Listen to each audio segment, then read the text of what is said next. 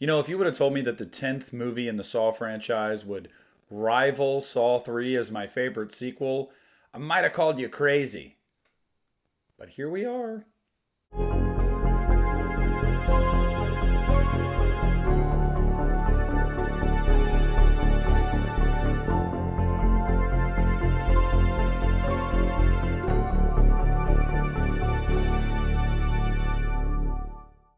What's up, you guys? Nick here from the Lost River Drive-In, and I'm not going to dance around this. I am here to do a review for Saw X, Saw 10, Socks, whatever you want to call it. I first want to say this is going to be a spoiler-free review, so if you guys have not seen the movie, because I know a lot of you have not yet, do not worry. I'm not going to be spoiling anything for you. This is just going to be my basic thoughts on the movie, my overall score, and whether or not I think you guys should go check it out. So Saw X is a midquel, as you might call it. It takes place between Saw and Saw 2, and it tells the story of John Kramer dying from his brain cancer, hearing about some miracle cure, experimental therapy that he can do to fix it. Well, of course, these people conned him. They lied to him. They took his money, and then they just left him for dead. And John said, I was getting into this jigsaw thing, but now I'm really into this jigsaw thing, and I'm going to make everybody pay. And that's the plot of Saw X. There's nothing else you need to know, especially without getting into spoilers. Now, let me tell you guys the negatives about Saw X first, because I think it's very important to talk about the negatives.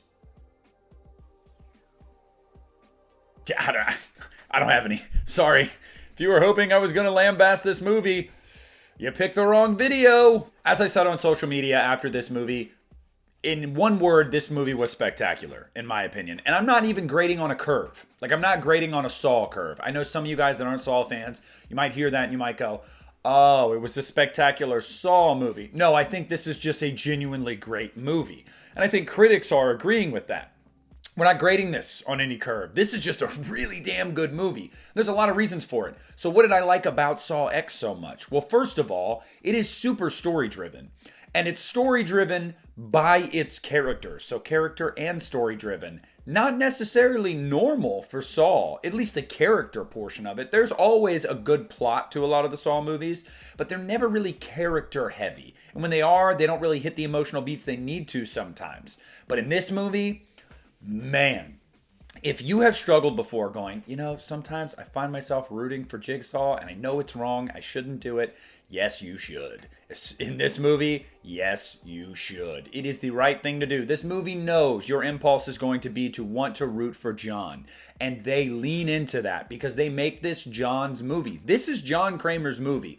This is not a little bit part like Jigsaw for Tobin Bell. No, this is his movie. He carries this movie. You see great range from Tobin Bell. You see the anger. You see the sadness. You see the wittiness. You see everything from Tobin Bell. And the same can be said for Shawnee Smith. Shawnee Smith steps right back into the role of Amanda. She's playful. She's got that kind of snarky, smart-ass side to her.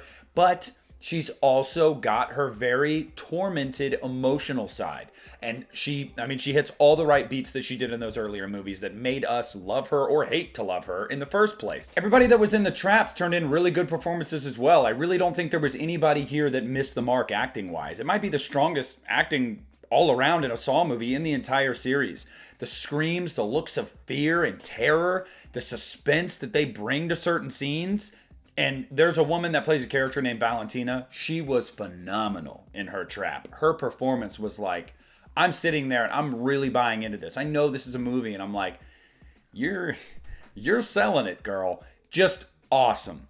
The traps are inventive. There was one particular trap that, let's just say when it closes, I was like, oh man, that was pretty cool. There's some inventive traps here. There is some great gore. I mean, Saw's always been known for good gore, but this is just some top tier gore. Top tier makeup effects work. Just beautiful job by everybody involved with that. And surprisingly, even though this is a midquel, so we already know John's story basically, how it starts and how it ends, this has a nice twist in it that you're kind of like, oh, damn. And not only is there a twist, but it's how the twist is handled and resolved that is just chef's kiss. Now, I said I didn't have any complaints about this movie. I have one minor complaint. I will talk about it when we do our podcast episode, when we go into spoilers. I'm not going to do that tonight, but if they would have done this, it might have been my favorite Saw movie, period. But I'll just have to settle for potentially second or third best. I know, right? Oh, I'm really, really disappointed. I've got to give a special shout out here to Charlie Clouser. I thought his score was phenomenal. Saw, everybody knows Saw for Hello Zep, but there are multiple different pieces of new music in this movie that are just brilliant. It really, really drives the scene. The Bloodboard track is phenomenal. His new Zep track for this, there's some subtle differences there. There's some great, great stuff in this movie. This movie opens differently than a normal Saw movie and ends differently than a normal Saw movie. And it announces to you right away it's a very different movie. I mean, I could go on and on about this movie. This movie is Saw at its best. It looks like a Saw movie. It is cut like a Saw movie. It's edited like a Saw movie. It's shot like a Saw movie. It is Saw at its best. It feels like Saw 10, 15 years ago. That's what this movie feels like. It nails everything it needs to nail. It does not miss the mark on anything. If you are a fan of this franchise, specifically, say the first 3, 4 movies, you're going to love this movie. There's just no way you can't. I loved this movie, guys. I absolutely love this movie. I might see it again. I don't know. I haven't decided yet, but there's a good chance. But I loved this movie. I cannot recommend this movie enough. Please go see Saw this weekend. Go see it. Because if it's Halloween, it must be Saw. And guess what? It's almost Halloween, so it must be Saw. But if you guys have seen it, let me know down below in the comment section what you thought of the movie. If you haven't seen it, are you looking forward to it? Are you not? Discuss all of that and more down below in the comment section. Leave a like on this video. Subscribe to my channel if you haven't already. And this is Nick at the Lost River Drive-In, and I want to play a game.